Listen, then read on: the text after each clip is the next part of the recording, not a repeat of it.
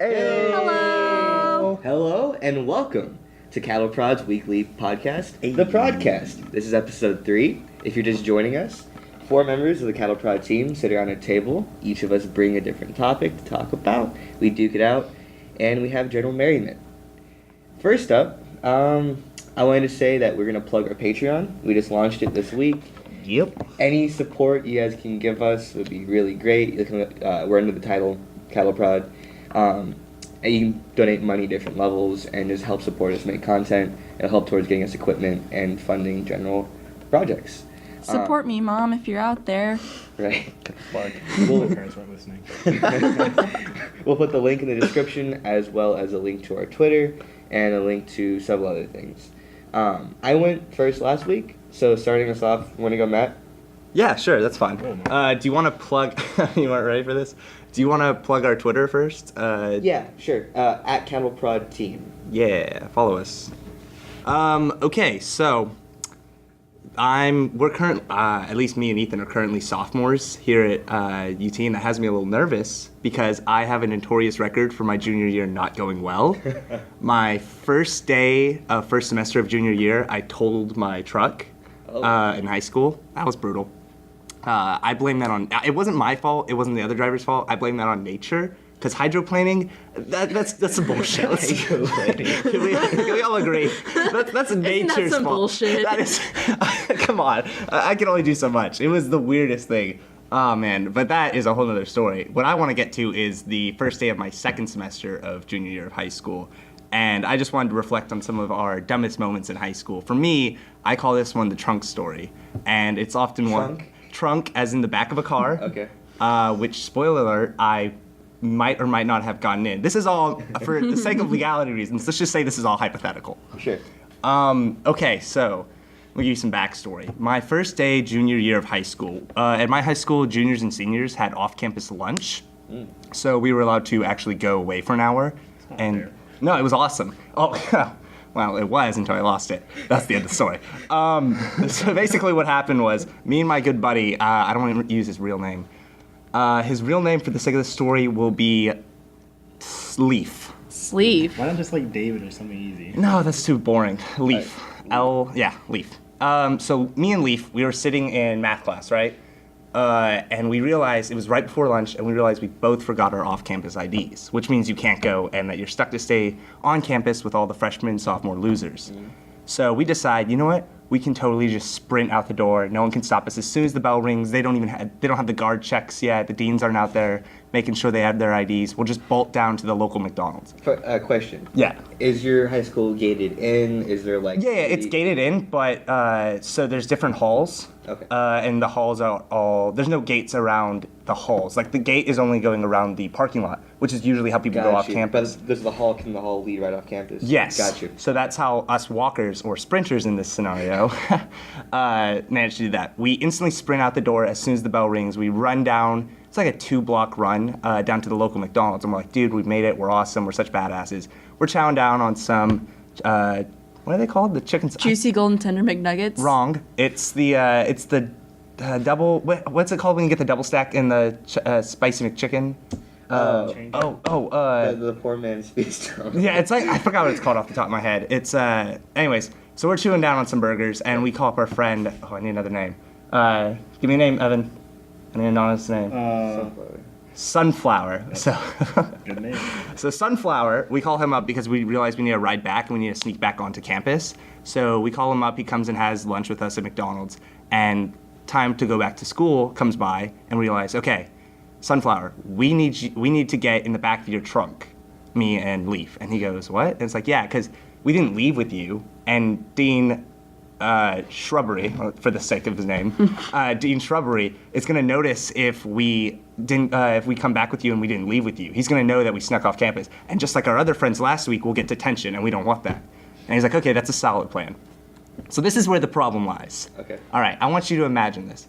My friend Sunflower is a teenage Islamic male driving a black Mercedes. Right. Okay, so I want you to picture yourself. This is going outside the story. What happened was there was actually a witness inside the McDonald's that saw two white boys climb into the trunk of a black Mercedes with a male Islamic man standing next to him. Right. And apparently, as soon as the trunk shut, me and oh shit, bleep over that. Hard cut. Anyways, Your friend Bralix. me and my friend Leaf are back in the trunk. We're in the back of the trunk. And we're like, awesome, cool, we're gonna make this no problem. We get in the trunk, ride's a little bumpy, we make it, opens the trunk, we're suddenly back in school. We're like, yes, good job, Sunflower, you did it, we're back. We go to 5th period, we go to 6th period. I just sit down for my last class of the day, 7th period. Right. And I just sit down and I'm like, I sit next to one of my friends. I'm like, hey, let me tell you what happened at lunch today. On the dot, like out of a movie, one of the deans or counselors comes in and says, hey, Grabowski, wags his finger, and he goes, I need to talk to you. I'm like, there's no way this is related. So I get up and I'm following him. I'm like, hey, what's this about? It's just attendance or like my grades or something. And he's like, oh, no, you'll see. And it just, once again, right on the dot, as soon as he said that, it was like written in a script. My friend Leaf comes around the corner, and he, with another dean, he's got like this quizzical look. He's like, dude, what's happening? And I'm like, okay, so like, are we going to your office or something? He's like, oh, no. Let's go to the parking lot.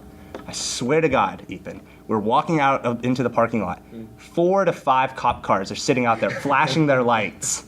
And I'm just like, son of a bitch, what is happening? And once again, on the beat, we see our friend Sunflower getting out of the back of the detective's car, handcuffed. God, really? And yes, I swear, I'm like, oh my God, what is happening? His mom is there crying, and I'm just like, what? I need more reference. Where are you from? Like, where is this? I'm from Houston, Texas. Houston, okay. Houston, yeah, this is Houston, Texas. So this was kind of like, whoa, big Right. deal. So anyways, getting back to it. So we go over there, the detective's there. Me and my friend Leaf, we're like, oh, I'm so sorry, we're so sorry. Yes, sir, no, sir, you're trying to get out of it. Our friend Sunflower is distraught. He doesn't know how to deal with pressure. Sure. So his initial response is just to deny everything. You don't just deal with pressure, you deal with Islamophobia. Right. And also, he's going into it, he's like, this is bullshit. Like, he's trying to like fight it and all that. And I'm like, no, dude, we're definitely on the outs of this one. I'm sorry about that, but like, you need to shut up now. We are already screwed. And so basically the detective gives us the rundown of what happened. Apparently, as soon as the trunk shut, a male came up, or another guy, a witness, came up to our friend Sunflower and was like, hey, are these guys with you? Are they getting in willingly? Like, is this how you always get your friends around? And our fucking idiot fucking friend, Sunflower, who doesn't know how to socialize with human beings, turns to him and for some reason couldn't speak the human language. And he or English specifically. And he just goes, huh, huh. So what's his last reaction? The last thing his brain tells him to do, hold up his finger over his lips and go, shh. I swear to God. And as soon as the detective told me this, I had a small part of my brain die because I knew I was never getting that back. That's all we did, and then he got in the car and he drove away. So of course, the witness or someone else saw this and reported it and reported the license. So what happened? The HPD homicide squad tracks down the license number, goes to his house, breaks in their front door. There's news vans outside. There's a helicopter flying over their house. His parents are mortified because apparently they thought he was kidnapped, but it turns out he was the kidnapper. What a plot twist. They come up to the school, they arrest him, they pull us out to the parking lot. We have to explain the whole story, and we are just, and oh, by the way, best part of the story.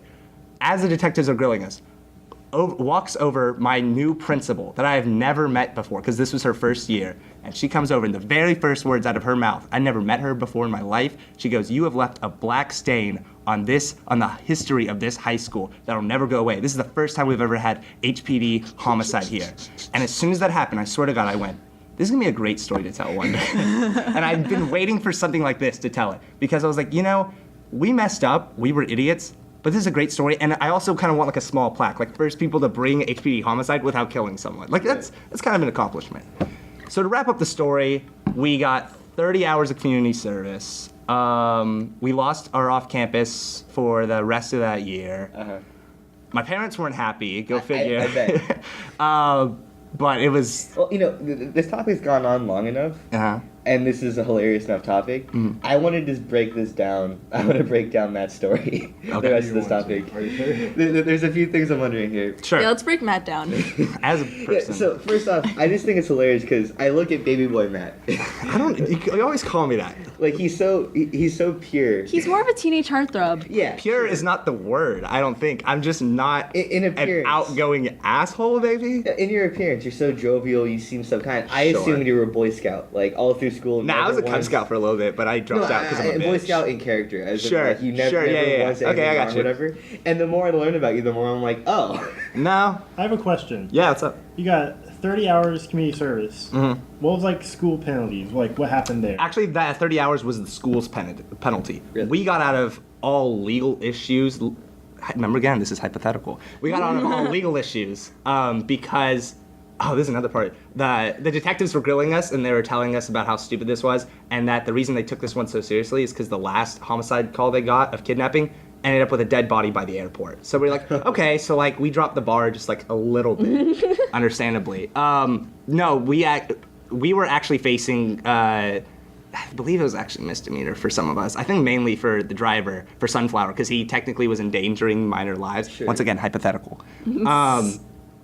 So he was technically in trouble because I was 17, Leaf was 16, and Sunflower was 17. So technically, yeah, he was endangering a minor's life because he got in a trunk. That was the part, honest to God, but the thing was when I told my parents, my mom was most mad that we got in the trunk of a car. Like, that was the Sure, thing. She was like, right, I you know how bet. dumb that was? What if you got rear-ended? I was like, Mom, there were like 5 cop cars. Like, and the next day of school, because we had in-school suspension. Oh, that was also part of it. We had 3 days of in-school suspension.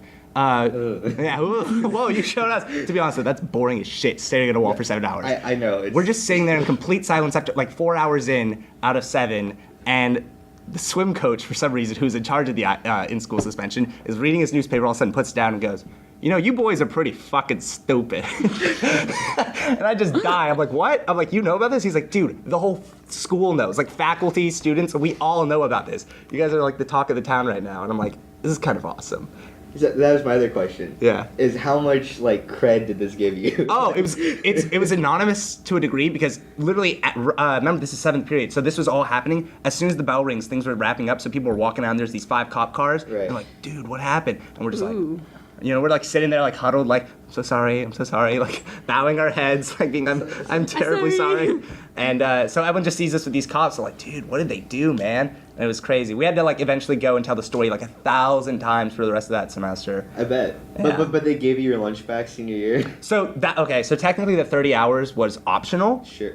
Yeah, I know. Let me explain. We got off semi-lucky because we had pretty lucky. We had the suspension. We were having to deal with the legal issue, like having to wait to see how it turns out. We got it appealed, and then the principal was like, "All right, you guys have 30. You guys lost your off-campus lunch for the rest of this year, and if you want it your senior year, Yeah. Okay. you have to do 30 hours of community service." You had to pay your parents. Okay. And I was like, You guys got off so fucking Yeah, we did, easily. we did. You're like making out to be like some big thing. It It's is- it like, was. You got a big thing, and then you're like, oh, we got Let me off tell you time. though. So what I did, there was a fire station across the street from my high school. For 2 days a week, for 2 hours each of those days, I went and cleaned that entire station.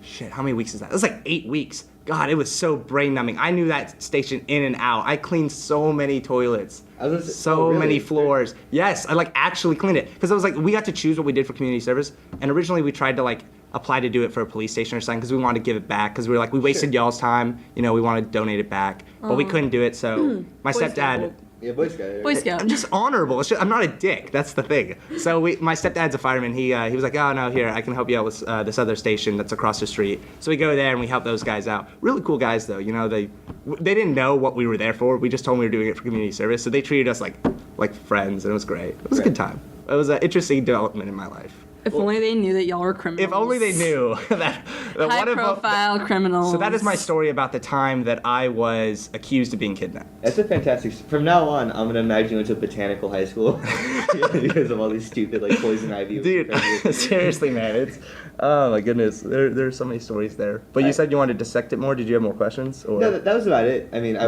was curious about how, because again, the level, the scale of it Yeah. seems like the grand heist of you sneaking out and going it's talk of the town. And it's like, yeah, I got like some hearing service. And that's it. Yeah. I still got my lunch back senior year. That's one of the Now I'm going to UT Austin. That's one of the one of my counselors who the day after I talked to him and he was like, "What is wrong with you?" And like if now I go back to my high school every now and then because my little brother goes there and I see my old counselor and I'm like, "Hey, I go to UT," and he's like, "You are the example of hope." Like I don't know how to say it. The example of He was like, hope. "Grabowski, I don't know how else to say it. I'm surprised you are where you are, but good job." So All right. that's one of my many stories.